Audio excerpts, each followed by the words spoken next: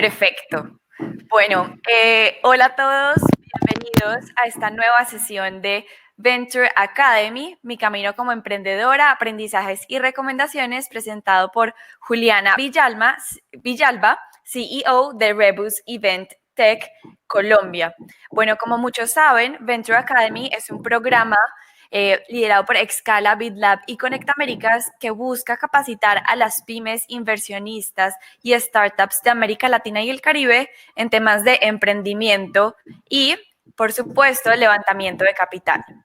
Antes de darle la palabra a Marcelo, director ejecutivo de Excala, quisiera contarles sobre algo nuevo que se viene en Conecta Américas. Así que, bueno, el BID, a través de su plataforma Conecta Américas, se complace en invitarlos a todos al evento más importante de la industria de servicios digitales globales en América Latina y el Caribe, la semana Outsource to LAC Virtual 2020, que se va a llevar a cabo del 13 al 22 de julio. Impulsada por la experiencia y las redes creadas en las 7 ediciones anteriores del foro Outsource to LAC, que quizá muchos de ustedes conocen, la semana Outsource to LAC virtual va a ser una experiencia virtual gratuita de 8 días que va a congregar a corporaciones globales, pymes, emprendedores y al sector público de América Latina y el Caribe para enterarse sobre las últimas tendencias tecnológicas alrededor de los servicios basados en conocimiento. Y como participantes también van a poder tener acceso a expertos, proveedores, inversionistas y startups de la industria de servicios digitales globales de todo el mundo, y van a poder explorar nuevas oportunidades de negocio a nivel internacional a través de ruedas de negocio B2B con sector privado y B2G con el sector público. Así que aquí en la plataforma van a ver un tab que se llama Offers, y ahí les he puesto el link para que vayan a registrarse en este gran evento. Así que gracias por estar aquí y Marcelo, te doy la palabra. Bueno, muchas gracias, Manuela, y felicitaciones por esta iniciativa. Así que auspiciamos a toda la comunidad como para que se pueda subir a esta nueva iniciativa que tiene Conecta Américas y que los puedan acompañar en toda esta propuesta de valor que tiene muchos desafíos, pero que al final del día son herramientas, experiencias y reflexiones que les sirven mucho a cada uno de ustedes como para ser mejores profesionales y poder desarrollar todo lo que emprendan en la vida. Así que, bueno, de nuevo, muchas gracias, Manuela.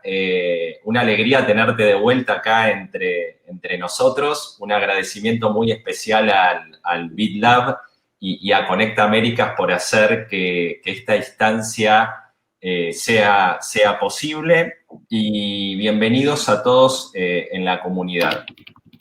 Antes de arrancar, comentarles, como siempre, cómo va a estar estructurada esta charla. Vamos a tener aproximadamente 45 minutos donde Juliana nos va a estar comentando un poco acerca de su experiencia como emprendedora, pero después nos vamos a reservar también un tiempito como para tener una conversación descontracturada y poder recibir algunas preguntas y reflexiones de ustedes desde el chat que tienen ahí a la derecha, que muchos ya están escribiendo. Si lo que quieren hacer es postear sobre este evento, sobre este webinar en redes sociales, ahí les estamos dejando la placa con la información de cada uno de nosotros con el hashtag Venture Academy. Y ya vi que algunos ahí estuvieron respondiendo la encuesta, así que bueno, muchas gracias. Lo que queremos conocer es un poco el perfil de la gente que se va conectando, así vamos generando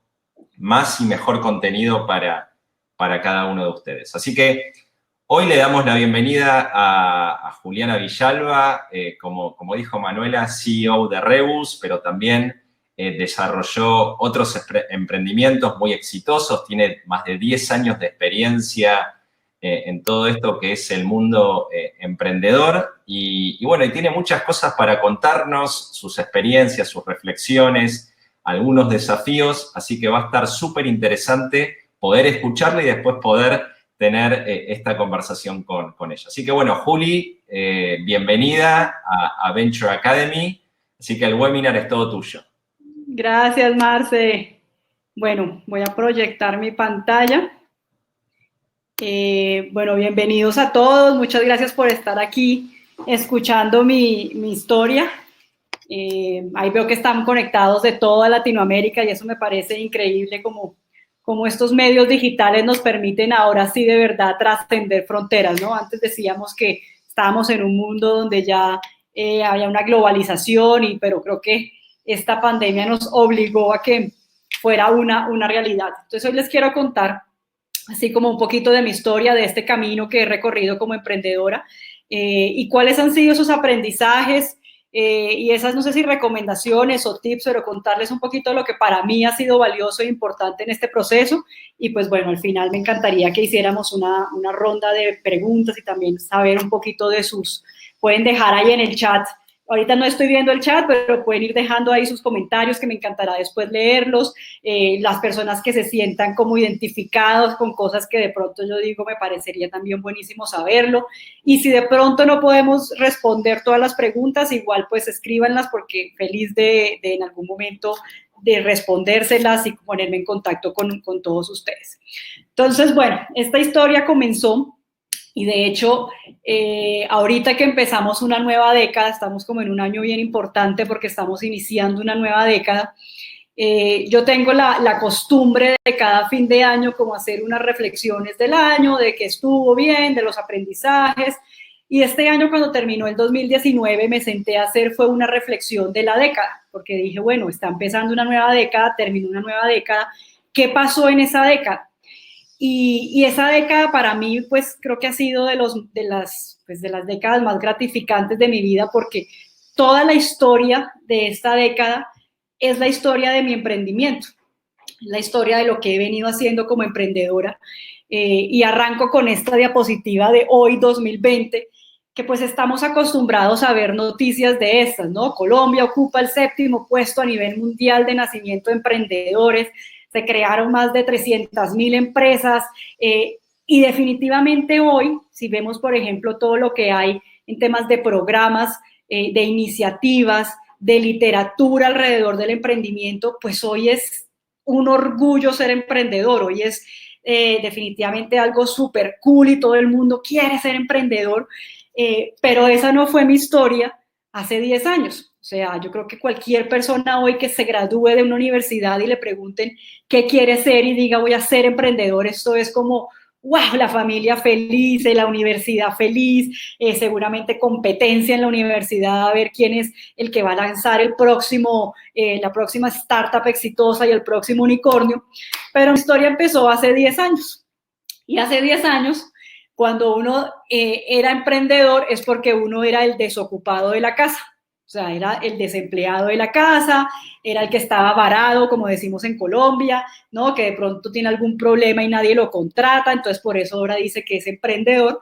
Y definitivamente esa era la realidad en la que yo empecé, por lo menos en Colombia hace 10 años. Si nos ponemos a ver las estadísticas de que había en cuanto a posicionamiento de los países de emprendimiento, en cuanto a las opciones que había de promoción y apoyo al emprendimiento, ni siquiera existía en Colombia Impulsa. Impulsa es la entidad del gobierno que fomenta la innovación y el emprendimiento, que eso es como decir que en Chile no existiera Startup Chile o que no existiera PromPerú o que, ¿sí me entienden? No existía esa entidad que ahora jalona y promueve estas iniciativas de emprendimiento. Entonces, era otra época definitivamente y como todo en la vida, pues llegó esa iniciativa o ese momento de emprender. A algunas personas les llega porque toda la vida soñaron con ser emprendedores o porque vienen de familias de emprendedores o definitivamente porque están varados y están desocupados y no saben qué hacer con su vida. Entonces, pues emprenda y haga algo a ver si sale adelante. Pero a mí definitivamente mi historia comienza con algo muy, muy simpático y fue una crisis. Yo entré en una crisis profesional. Tenía un súper trabajo, trabajaba en Belco, en una multinacional en innovación, el trabajo soñado, trabajaba haciendo productos de belleza, de maquillaje, fragancias, o sea, eso era como trabajar en la fábrica de Willy Wonka, no haciendo chocolates, pero haciendo productos de belleza, de maquillaje. Entonces yo estudié ingeniería industrial. Entonces, para mí eso era el sueño adorado, estar en una planta de producción y ver cómo se hacían los labiales, las sombras, los cosméticos, pero también tenía mucho de innovación y lanzábamos productos y nos estaban todo el tiempo mostrando tendencias y viajaba y era, mejor dicho, el trabajo soñado para cualquiera.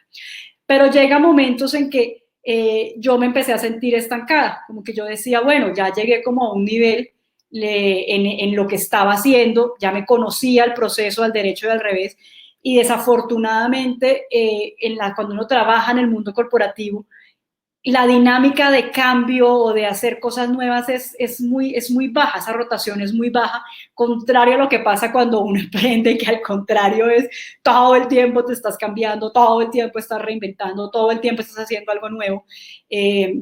Y yo creo que mi personalidad es muy de esa. Yo entraba en periodos de que cada 3 años me aburría de lo que estaba haciendo y cambiaba de trabajo, necesitaba un ascenso, necesitaba algo que me cambiara esa dinámica. Y entré en ese momento de esa crisis, de esos 3 años que se me habían cumplido laboralmente, pero también se me juntó con una crisis emocional, ¿no? Me enamoré perdidamente y pues hice un montón de decisiones de dejar todo por amor y al final ese dejarlo todo por amor no funcionó. Incluso había cambiado de país, me había ido, había vendido todo, había cerrado, había decidido darme un tiempo de viaje para estar con esta persona y al final pues todo se fue para donde se imagina. Entonces se me juntó todo, se me juntó la parte de la crisis profesional con la parte de la crisis amorosa, ¿no? Que a unos nos da duro que a otros, a mí me da muy duro, a mí me duró como 2 años esa, aquí decimos en Colombia esa tusa, pero es como esa resaca de amor, me duró como 2 años. Y entonces para mí ese fue ese punto de quiebre en el que definitivamente no sabía qué quería hacer, sabía que porque no quería volver a emplearme, porque no sabía en qué quería trabajar, sentía que había estado en el trabajo que más me gustaba y no sabía de ahí para allá qué más podía tener. No quería tampoco hacer como nada porque digamos que emocionalmente no estaba muy bien, pero también como que llegó un momento en el que dije, ok, voy a entender y voy a tratar de buscar qué es lo que me gusta, qué es lo que me apasiona y qué es lo que me gustaría hacer pues en mi vida. Sin pensar en nada así muy trascendental, ni que, ay, no, voy a hacer, no, fue como muy instintivo todo ese proceso. Y ahí empecé incluso a meterme mucho en temas de yoga, incluso yo me formé y soy profesora de yoga certificada, y eso me ayudó mucho, como todo ese proceso en el que cambié demasiadas cosas en mi vida, cambié mis rutinas, cambié mi alimentación, y fue como esos momentos así súper existenciales en la vida, que me permitieron tener un cambio completo, pero en ese momento ni siquiera ahí pensaba en, ok, lo que voy a hacer es voy a emprender, sino simplemente empecé como a fluir con la vida. Entonces, en ese momento, como dicen algunos de mis amigos, estaba en mi modo más hippie, entonces estaba así como fluyendo con la vida y ver qué pasa. Resulta que yo había estudiado innovación, había trabajado en innovación, y en ese momento se estaba empezando a poner de moda el tema de la innovación en Colombia, por lo menos. Entonces, ahí resulta que yo me encontré con uno de mi primer socio, que había estudiado conmigo innovación, y en uno de estos momentos de no saber qué hacer, pues yo me dedicaba a hacer ejercicio en las mañanas, luego en la tarde me veía con algunos amigos, no tenía mucho que hacer. Cuando uno está desocupado no tiene tampoco mucho que hacer porque todo el mundo está ocupado trabajando. Entonces aprovechaba los pequeños momentos en que alguien me ponía atención para poder como tener una dinámica diferente. Y ahí entonces estuve con Mauricio, que fue mi primer socio, y le conté como, no, mira, estoy pasando por esto, no sé qué hacer. Y empezaron a pasar un montón de situaciones que nos llevaron a crear nuestro primer emprendimiento, que se llama Creative Lab. Dentro de esas situaciones es empezar a contarle a la gente por qué estaba pasando, o sea, sin ningún miedo de aparentar otra cosa, ni de, sino simplemente todo el mundo preguntaba, bueno, ¿y tú en qué andas? Y yo muy abiertamente, en vez de decir, no, estoy buscando trabajo, ¿no? O como a veces que todo el mundo quiere como tapar esas situaciones de pronto difíciles que uno tiene en la vida, pues yo sí decía como, no tengo ni idea qué voy a hacer en mi vida, estoy buscando qué me gusta y estoy tratando como de encontrar mi camino. Y empezaron a llegar a mi vida personas que en algún momento me ayudaron a entender que de pronto a mí lo que me gustaba era ayudar a otras personas yo toda la vida quise ser profesora, ¿no? Entonces eso fue muy chistoso porque yo como que toda la vida me ha gustado enseñar, toda la vida me ha gustado crear cosas y ayudar a las personas a construir cosas. Y en ese momento varias personas me preguntaron como, bueno, pero ¿y a ti qué te gusta? Yo empecé como a contarles de esto, a mí me gusta esto, yo estudié innovación y me gusta todo el tiempo estar pensando cómo innovar y cómo hacer cosas, y ahí empezaron varias personas a decirme, bueno, ¿y por qué no piensas en hacer algo asociado a la innovación? Como en crear tu propio negocio que permita ayudar a otros a encontrar oportunidades y hacer cosas diferentes.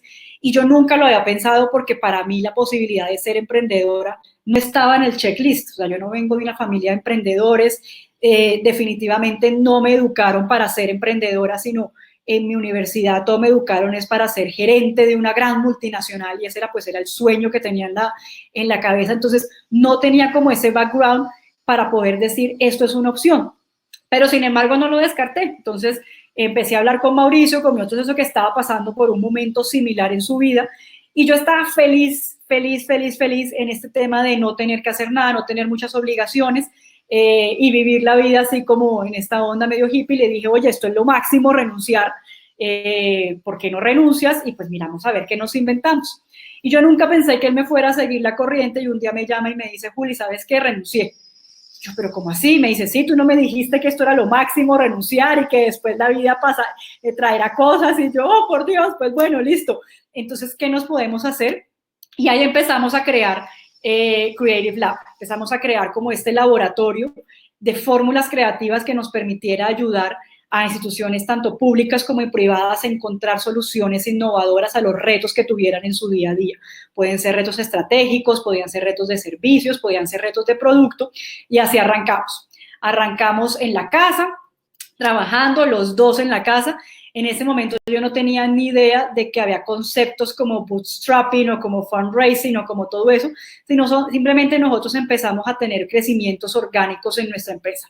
Empezamos a buscar clientes, empezamos a utilizar nuestros contactos, un cliente nos recomendaba a otro cliente, entonces el voz a voz empezó a funcionar perfecto, obviamente porque hacíamos las cosas bien, porque a la gente le gustaba lo que hacíamos, y yo creo que porque sentían la pasión que teníamos en esto que realmente estábamos haciendo. Los dos éramos muy buenos para el tema de comunicar, para crear cosas, y conectábamos muy bien con las empresas y con las personas. Entonces empezamos a crecer orgánicamente, empezamos a tener una oficina de 10 metros, después pasamos a una oficina de 20 metros, después pasamos a una oficina de 40 metros, después llegamos a una oficina de 120 metros, y todo el tiempo el dinero que íbamos ganando, en vez de nosotros pagarnos más y en vez de nosotros entonces comprar cosas y hacer como todo súper ostentoso, lo que hacíamos era reinvertirlo en la empresa. ¿Y lo reinvertíamos en qué? En talento.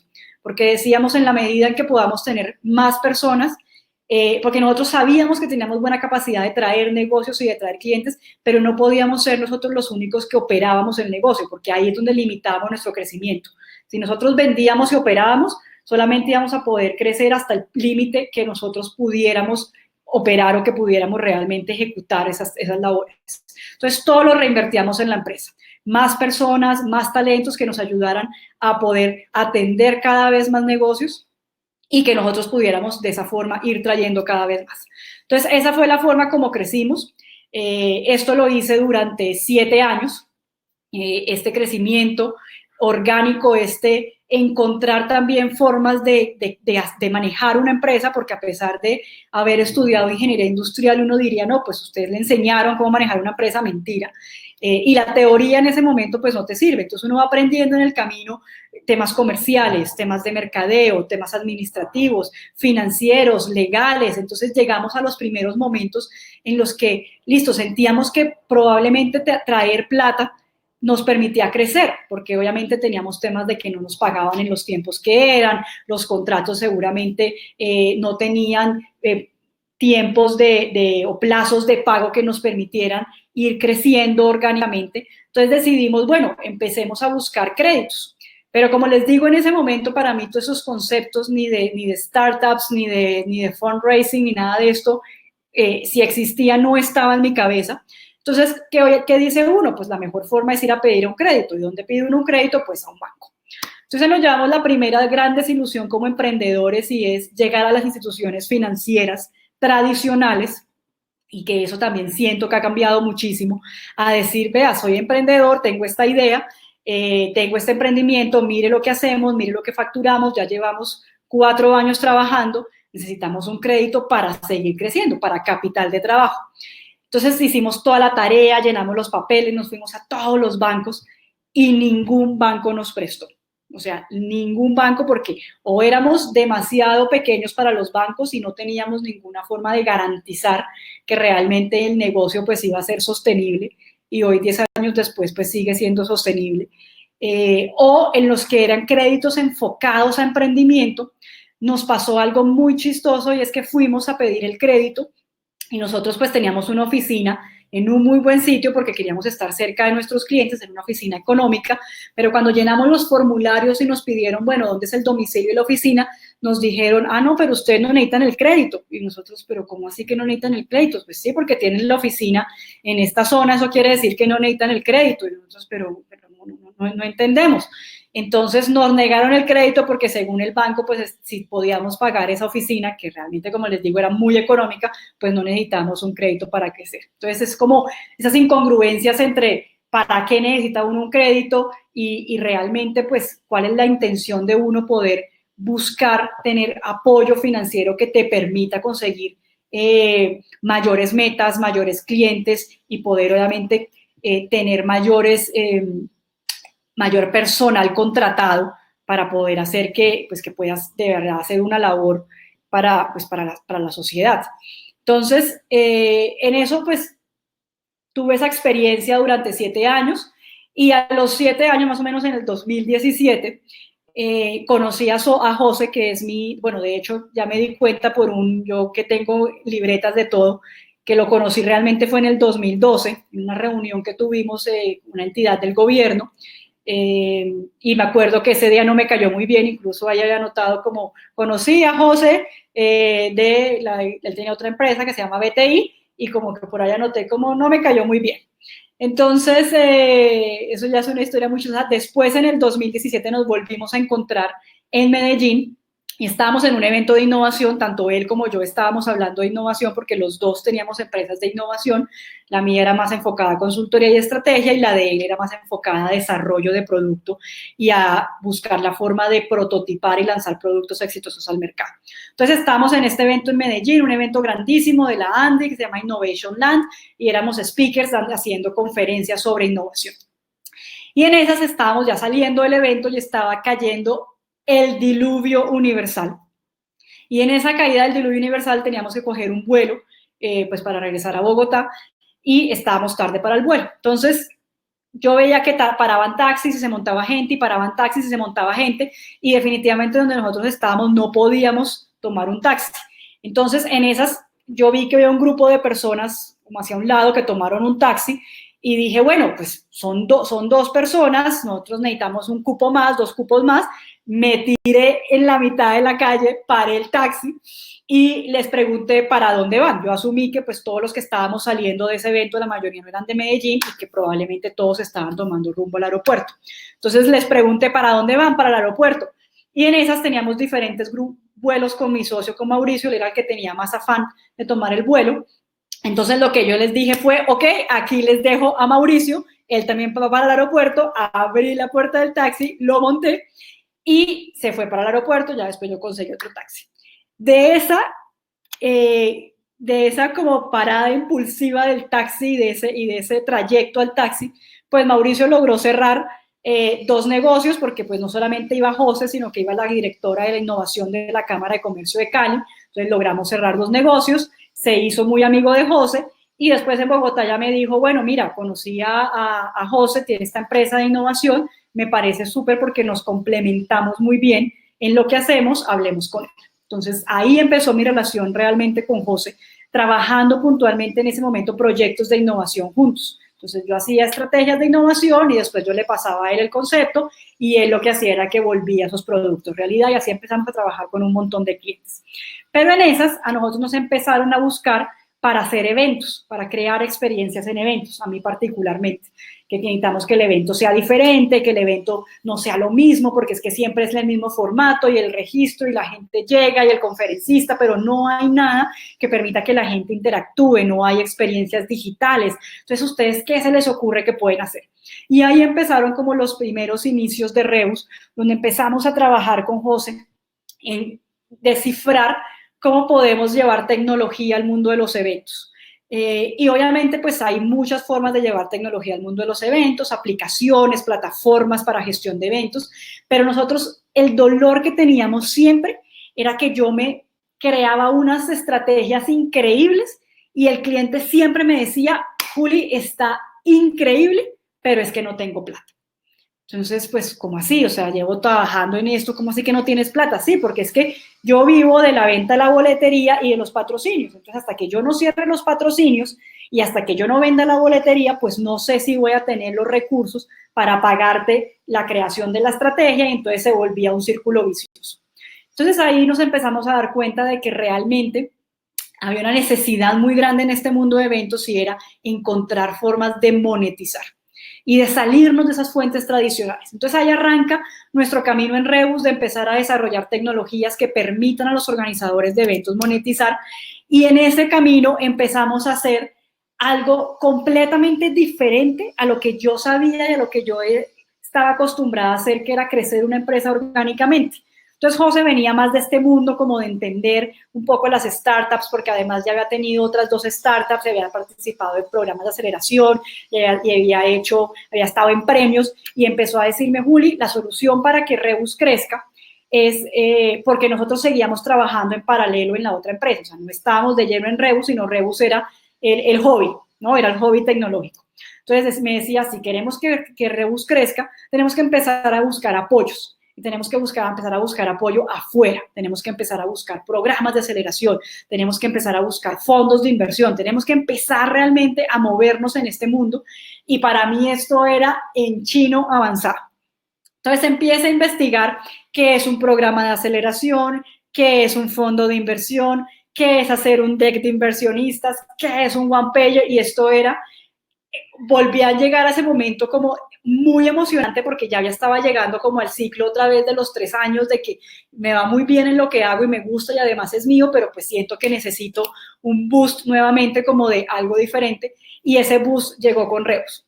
Entonces lo primero que hicimos fue postulamos a todos los programas de aceleración que encontramos, sacamos la lista de todos los programas y empezamos literal, yo creo que a aplicar a todos, y de todos nos dijeron que no, menos cuando ya era la última opción. Llegamos a Quake, que es un programa de aceleración en Nueva York, y nos dijeron que sí.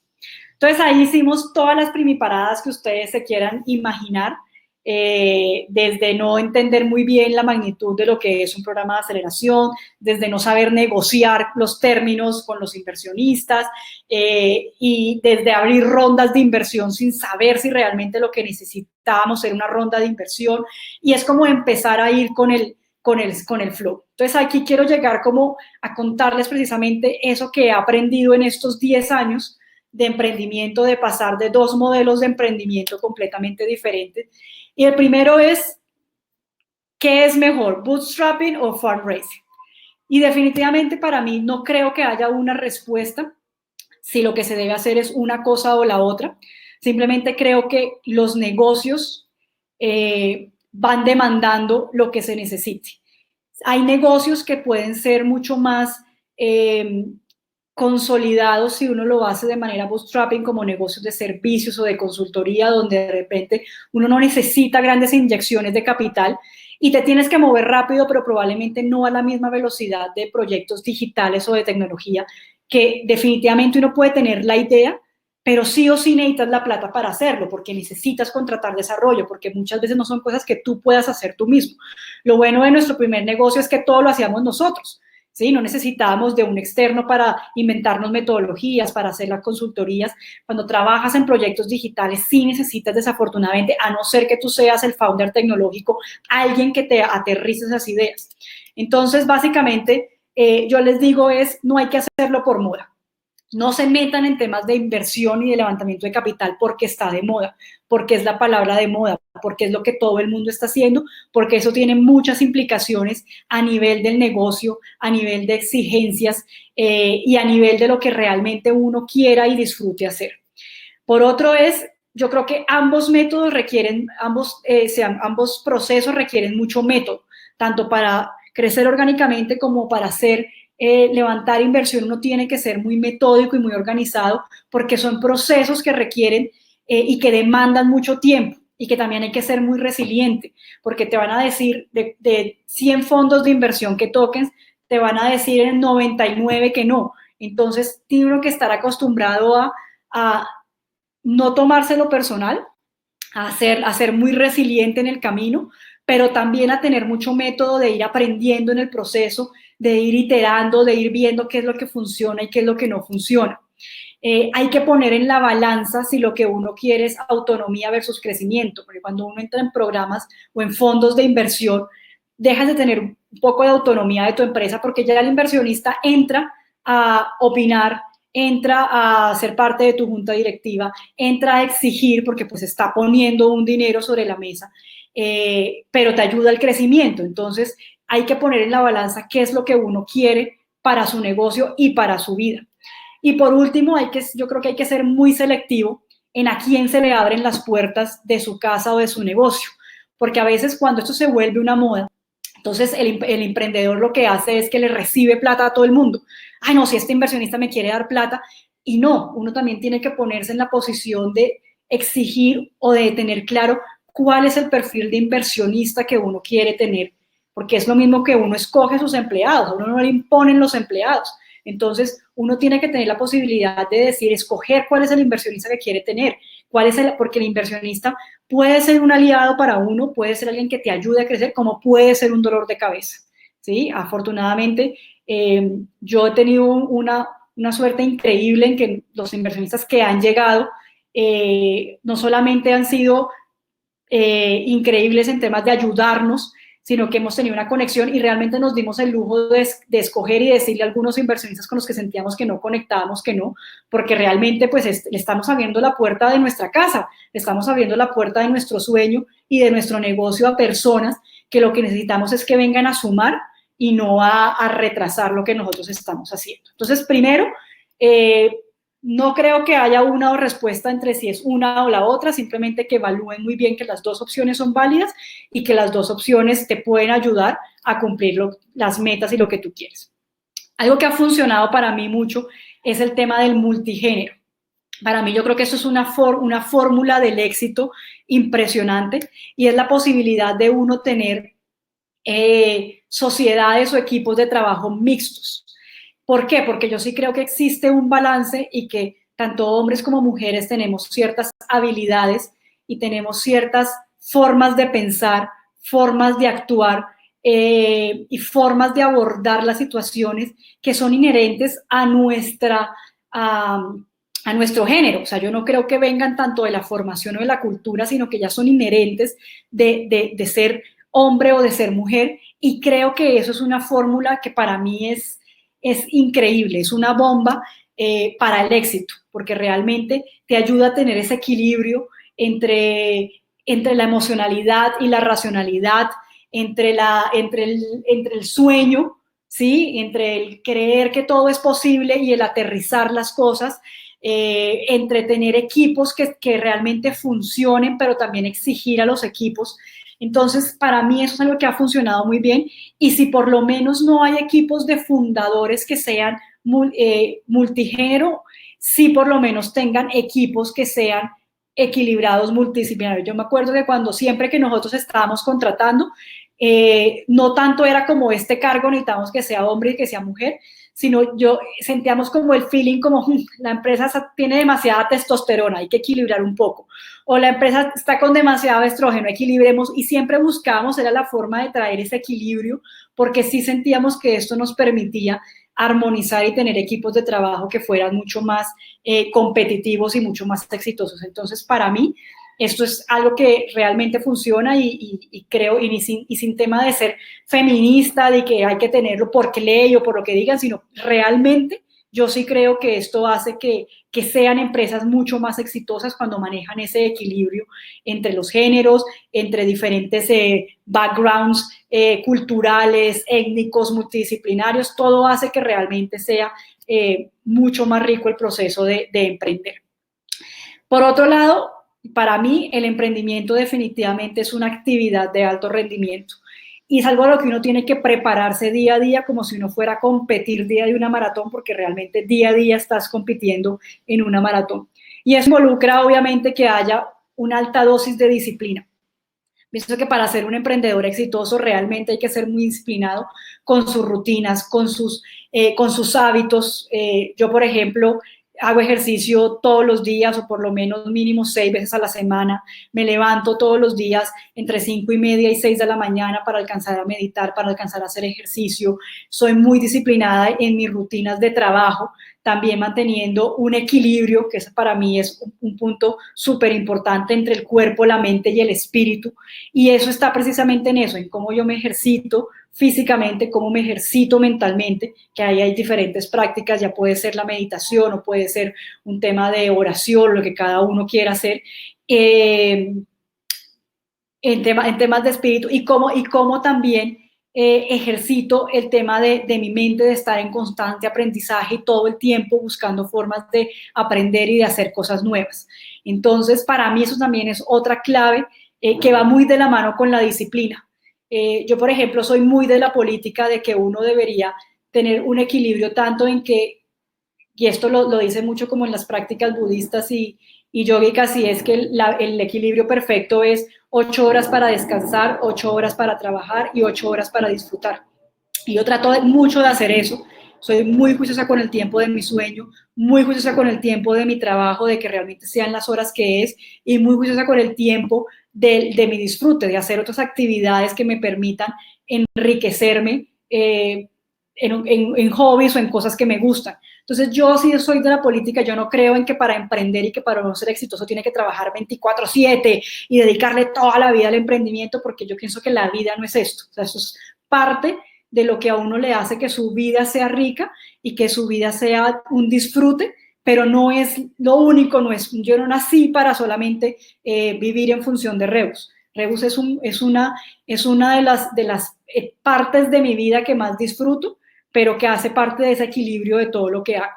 Y por otro, la perseverancia, o sea, definitivamente, como todo atleta de alto rendimiento, que tiene una disciplina, que tiene un equilibrio, que le trabajan el cuerpo, la mente y el espíritu para rendir, pues le trabajan en la perseverancia es que no es entrenar un día y ya vas a ganar la maratón, tienes que entrenar todos los días, tienes que dedicarte de verdad, y si pierdes, y si te equivocas, y si te lesionas, no importa, seguir y seguir y seguir. Y eso mismo pasa en el emprendimiento. Entonces, ya para finalizar, aparte de lo que he aprendido, les quiero dar como unos tips y unas recomendaciones para este camino, que no es fácil, pero que si uno lo hace bien, y es un disfrute increíble. Y es, por un lado, sentir pasión por lo que se hace. O sea, definitivamente, si uno no le apasiona y no tiene un propósito de esto para su vida, pues esto se puede convertir en un dolor de cabeza porque hay demasiada inestabilidad, porque no sabes si, o sea, te cae una pandemia y no sabes si vas a tener clientes, si no vas a tener clientes, si vas a poder pagar nómina, y empiezan a haber un montón de cosas que si uno realmente no disfruta esto, pues claramente no se va a vivir de una manera excitante todo este proceso. Lo segundo es enamorarse, pero no apegarse a las ideas. Si uno cuando emprende tiene que creer en su idea, y el fake it till you make it es clave, pero no apegarse de eso, porque muchas veces la idea de uno puede cambiar. De hecho, nosotros en Rebus, creo que de lo que empezó hace 3 años a lo que estamos vendiendo ahora y lo que nos está funcionando ahora, no hay nada ni medianamente parecido. Y al principio nos costó mucho trabajo levantar capital, no porque no estuviéramos apasionados, pero porque estábamos apegados a la idea de que esa era la idea, que la million dollar idea, y no veíamos que los inversores nos decían, pero no sé, pero hay algo que no me convence, pero es que la pueden copiar, y empezaban a tener muchos peros, y estábamos como muy apegados a esa idea hasta que nos dimos cuenta, oiga, de pronto de verdad por ahí no es, probé entender cuál es la necesidad del mercado, y cuando nosotros cambiamos esa mentalidad y nos desapegamos de la idea y empezamos a cambiar y empezamos a realmente hacer algo que tuviera mucho más sentido y más respuesta a la necesidad, empezamos realmente a recibir inversión y empezamos a tener apoyo. Y ahí está pegado de la otra de si tú no te crees el cuento, nadie lo va a creer por ti. Y yo creo que en el fondo, por lo cual los inversionistas al principio no nos copiaban la idea, es porque nosotros mismos tampoco estábamos convencidos de que esa idea era la que iba a funcionar. O sea, le veíamos muchos peros, pero estábamos apegados a la idea. Entonces, hasta que no nos desapegamos y no nos creímos realmente el cuento, no fue que empezamos a recibir apoyo, inversión, que empezamos a participar en diferentes concursos, que empezamos a salir en medios, que empezamos a ser reconocidos ya a nivel de Latinoamérica por lo que estábamos haciendo. Y eso va de la mano con el insistir, persistir y nunca desistir, ¿no? Es mantenerse en este flujo de no importa cuántas veces me caiga, tantas veces me levanto y continúo y continúo y continúo, pero aprendiendo siempre de esas caídas. O sea, lo que uno no puede hacer es caerse y no aprender absolutamente nada y volver y seguir porque vuelve y se cae, sino de esta caída que aprendí, cómo evoluciono, cómo cambio y qué puedo hacer más allá.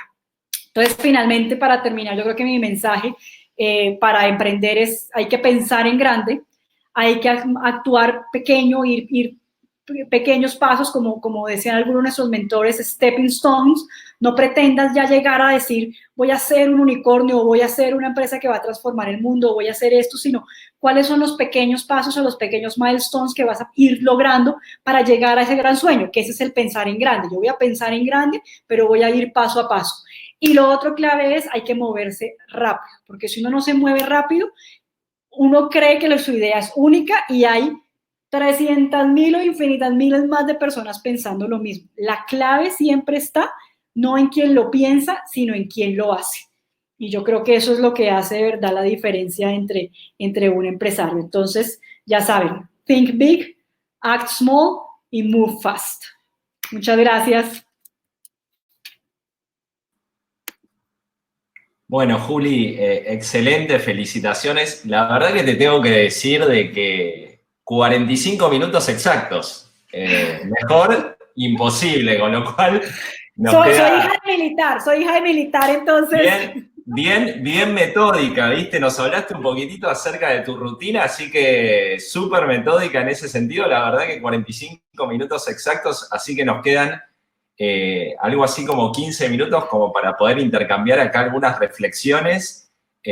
Acá la gente hizo algunos comentarios. A ver, me quedé, acá hice un montón de anotaciones un poco sobre tu historia como emprendedora, todos esos aprendizajes que fuiste teniendo en el proceso. Y una de las preguntas que me hago es justamente ese proceso de redescubrimiento que tuviste después de esta crisis. Y me pregunto, ¿estarías acá hablando con nosotros acerca de tu historia emprendedora si no hubieras tenido esa crisis? ¿O crees que hubieras tenido otro descubrimiento en el proceso y igualmente estarías acá con nosotros?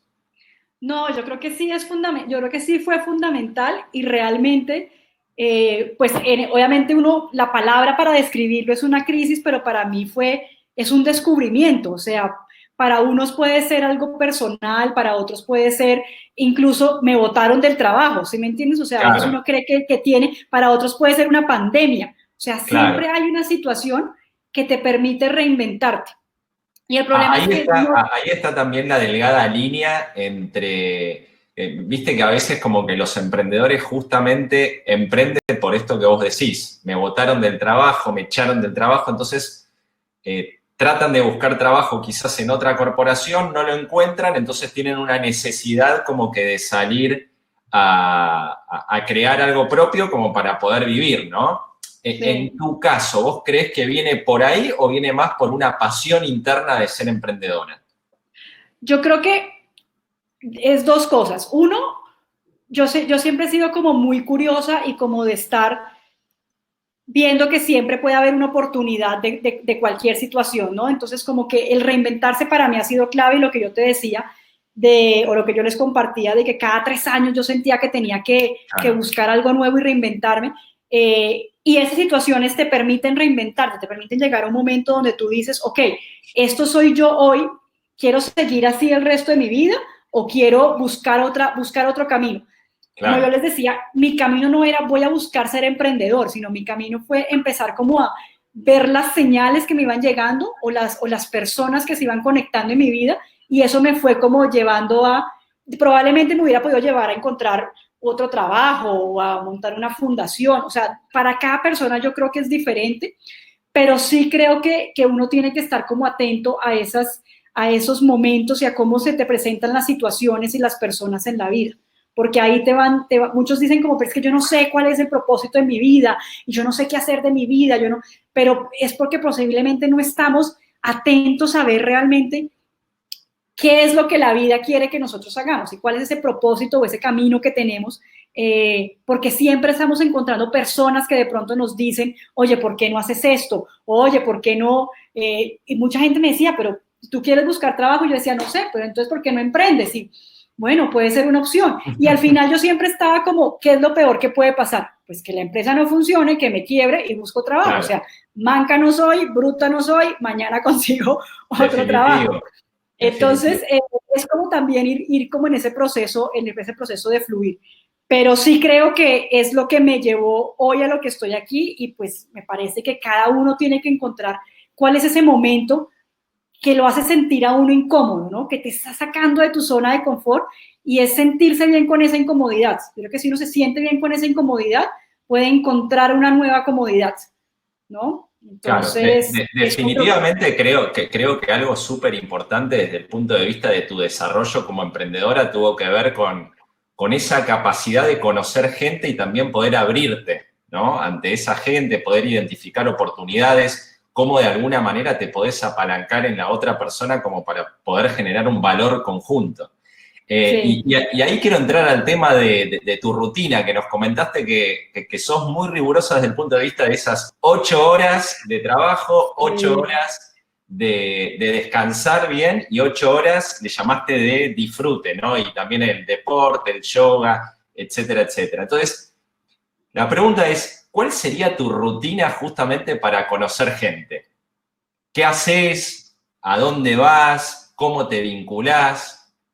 Pues, y yo creo que, por ejemplo, así he conocido a muchas personas, incluyendo a ti, Marce, yo era las que, primero uno a todo decirle que sí, ¿no? Es como, oye, es que va a haber tal evento, pues sí, o sea, yo siempre pienso como, bueno, ¿qué es lo peor que puede pasar, cierto? Pues me aburro, me devuelvo a mi casa, o sea, como que siempre hay una opción, y es mejor arrepentirse de uno hacer de más que pensar en, ay, si hubiera hecho.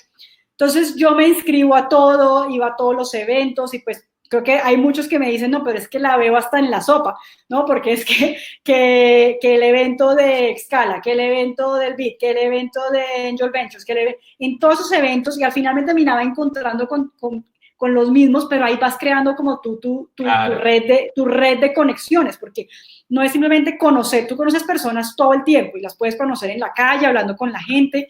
Bueno, aparte eso soy súper sociable, entonces pues no tengo problema en saludar a alguien y hablar a alguien y sentarme a hablar con alguien, pero sí hay que crear relaciones duraderas, ¿no? Y como claro. Dicen los gringos, esas meaningful connections que no se logran simplemente con un hola, mucho gusto, ¿cómo estás?, sino viene de la repetición, de volverte a ver, de empezar a crear un vínculo y una historia que te permita como crear esa red. Entonces creo que eso sí es clave, estar en todo, sobre todo lo que tiene que ver con emprendimiento, estar atento a los grupos, a las redes que haya. Ahora, por ejemplo, que los gobiernos y los países hacen demasiadas alianzas y cooperaciones multilaterales. Eso es clave, ¿no? Eso es clave, uno estar en qué está pasando con la Alianza del Pacífico, qué está pasando si hay redes de ángeles inversionistas, si hay redes de emprendedores, y empezar uno como a conectarse y a crear sus, ¿cómo se llaman esos?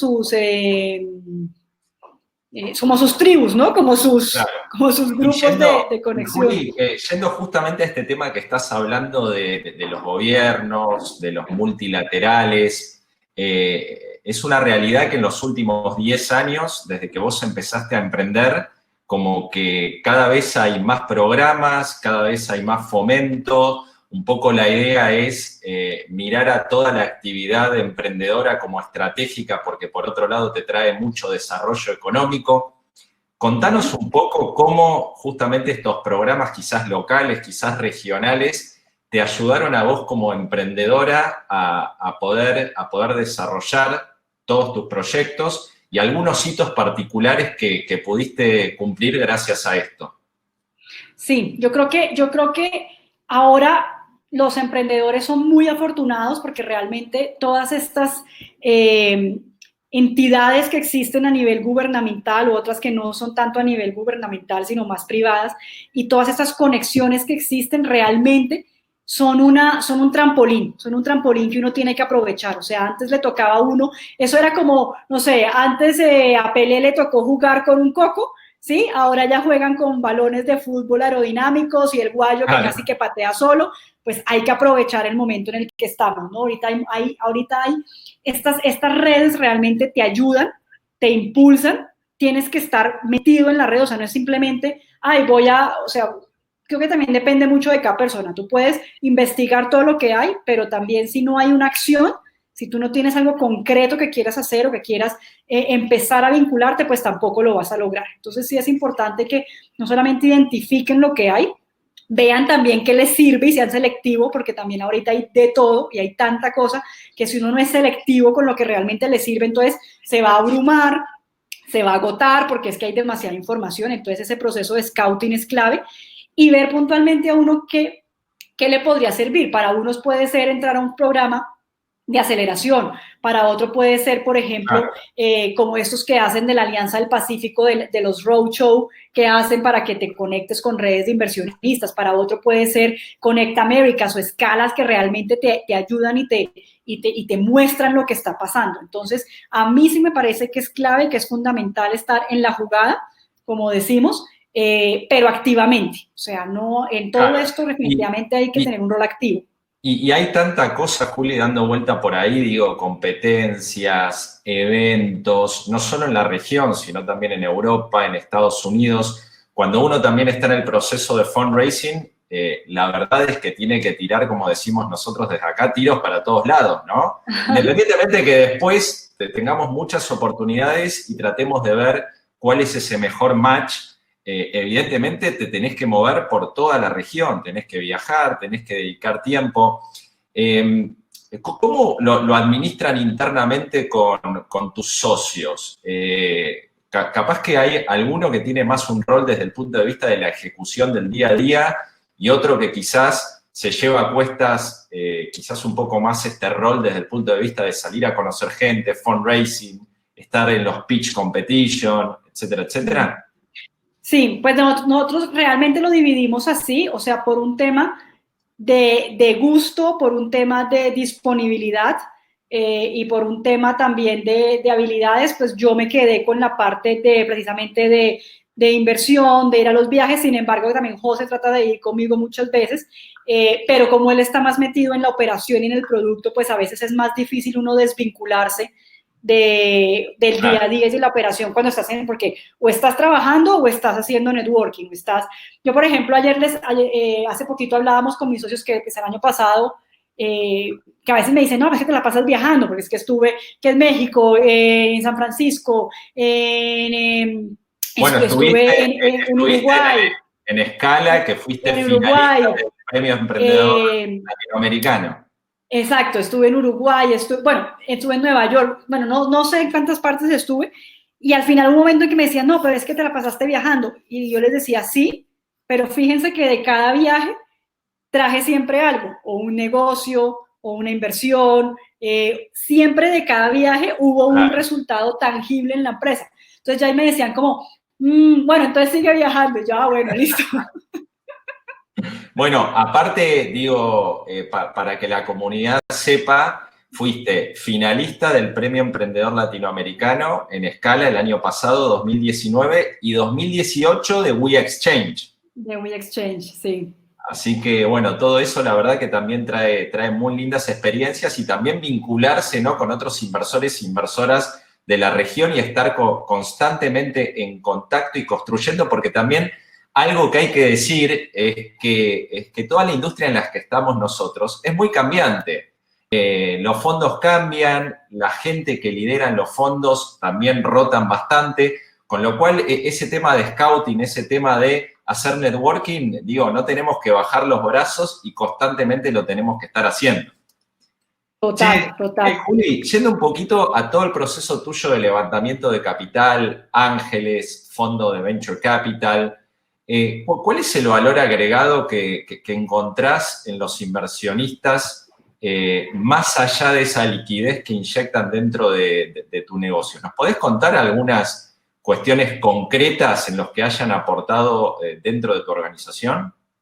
Sí, pues como te decía, como nosotros fuimos muy selectivos en la selección de los inversionistas y tuvimos una suerte increíble de encontrar con inversionistas que se han vuelto, mentores, que se han convertido en amigos y consejeros. Entonces creo que ese es como el principal valor. O sea, cada vez que yo siento, por ejemplo, que no sabemos cómo, no sé, como una situación que de pronto ya nosotros internamente no sabemos cómo manejar, pues yo voy de una a mis inversionistas y les digo, mira, es que estamos teniendo esto, ¿ustedes qué opinan? Podemos hacer una reunión. Yo con algunos tengo reuniones quincenales donde nos sentamos a compartir lo que estamos haciendo y me dan me dan primero mucho apoyo moral, mucho ánimo, pero también me dan ideas de cómo ejecutar diferentes cosas.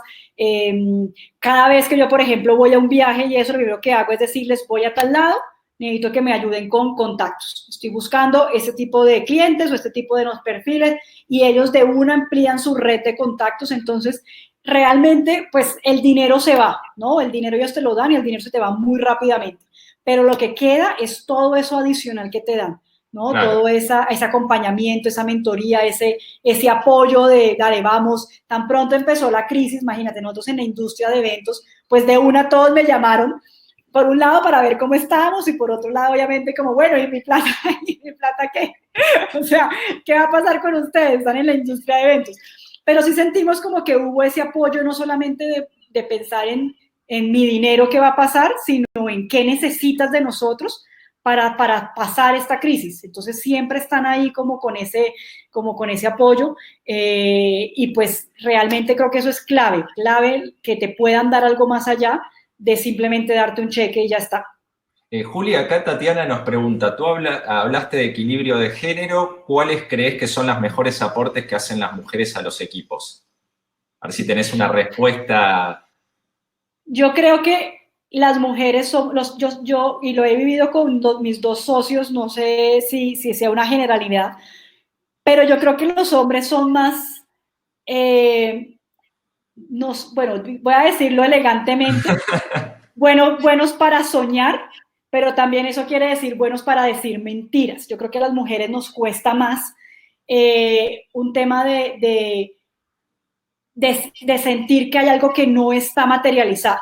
Entonces, ¿para qué? Yo creo que eso en lo que a mí me ha servido en las empresas es, mis socios son muy soñadores, ¿sí? Y pueden vender humo, como decimos acá. Claro. Pero nosotros, y por lo menos yo lo que siento es que yo los ayudo a aterrizar, ¿no? Claro, ya que, okay, no me importa que vendas humo. Exacto, no me importa que vendas humo, pero dime cómo lo vamos a hacer. Claro. ¿Sí? Dime cómo, y yo creo que eso es parte de nuestra esencia de mujeres, porque nosotros siempre estamos haciendo cosas, materializando cosas, ¿no? O sea, traemos vidas, o sea, eso es hacer algo. Los hombres están como en la estratosfera. Entonces, para mí, eso es como clave de ese equilibrio de poder soñar, ¿no? Y concretar. Bajarlo a tierra, capaz que sí. hay una visión un poco más generalista sobre una innovación, por lo menos digo en tu grupo de trabajo, ¿no? Sí. Y vos sos la que de alguna manera lo baja a tierra y empieza con todo el tema desde el punto de vista de la implementación. Bueno, para cerrar, que ya estamos ahí justitos de tiempo, acá me escribí como que una frase de tu presentación que dice que hay que enamorarse de la idea, pero no apegarse. Me imagino que esto tiene que ver con que en algún momento poder desprenderse del emprendimiento, verlo desde arriba y ver si realmente, ¿no?, representa una oportunidad que lo podemos llevar a diferentes niveles. ¿Cómo te das cuenta cuando tenés que soltar una determinada idea? ¿Es una sensación? Yo creo que son varias cosas. Por un lado, yo siento que uno siempre lo sabe, y eso creo que es otra cosa que tienen las mujeres, y respondo a la pregunta anterior, y es la intuición, que definitivamente los hombres pues no la tienen tan desarrollada. Nosotros siempre tenemos esa intuición y ese sexto sentido de, a mí algo me dice que por aquí no es la cosa, pero también es nuevamente escuchar y estar atento a lo que te dice el mercado y a lo que te dicen personas externas. ¿Sí? Si no estás vendiendo, pues probablemente no es porque a veces uno le echa la culpa al cliente, que es que no ha entendido, pero precisamente por algo puede ser, o porque el inversionista todos me dicen que no, o porque pues probablemente te están dando señales de hay algo que deberías cambiar o que deberías adaptar, o tal vez tu idea no es buena. O sea, hay que aceptar que de pronto tu idea no es buena. ¿Sí? No, tenemos que ser como lo suficientemente maduros como para darnos cuenta de que una idea que creíamos que en un principio podía cambiar el mundo, evidentemente quizás no hay tanta oportunidad. Bueno, claro. Juli, mil gracias. La verdad que súper inspirador todo tu camino como emprendedora. Ahí nos estaban preguntando algunos si esto quedaba grabado, si lo íbamos a compartir. Evidentemente sí, ya vi que también pusiste tu email. Otros nos comentaban acerca de tu energía, así que bárbaro, muchas gracias por todos los comentarios. La semana que viene seguimos con Venture Academy. Vamos a tener a Javier Sánchez Aldana, que es el CEO de Angels Ventures Guadalajara. Él nos va a estar hablando acerca de cómo poder transformarse en un inversor ángel y la transición entre empresario a inversor ángel y las buenas oportunidades que existen en ese sentido. Es súper importante también como para los emprendedores y las emprendedoras, como para que puedan entender un poco cuál es el mindset que tienen justamente este tipo de inversores. Así que los esperamos nuevamente miércoles de la semana que viene a las 12 Eastern Time. Juli, mil gracias, te mandamos un aplauso. Gracias a todos. Y bueno, hasta la próxima. Dejamos a Manuela como para que puedas cerrar la sesión. Muchas gracias, Juliana, por habernos contado tu experiencia. ¿Me escuchan? Ahí te escuchamos. Sí. Muchas gracias, Juliana, por habernos contado tu experiencia. Nos encanta haberte tenido en una sesión en vivo de Conecta Américas. Hemos escuchado mucho de ti, de parte de We Exchange, de BitLab. Así que esperamos poder volver a tenerte en alguna de nuestras sesiones. Muchas gracias a todos los que nos acompañan el día de hoy. Y les recuerdo que, bueno, ya abrimos el registro para nuestro evento de servicios digitales globales. Les he dejado el link en el tab de Offers para que nos acompañen en esta sesión donde tendremos paneles en vivo y, por supuesto, sesiones de matchmaking. Así que nos vemos el próximo miércoles en Venture Academy y gracias a todos por acompañarnos. Chao, chao. Gracias a todos. Muchas gracias a todos. Bueno, muchas gracias a todos. Gracias, Juli. Chao, chao. Los que quieran me escriben.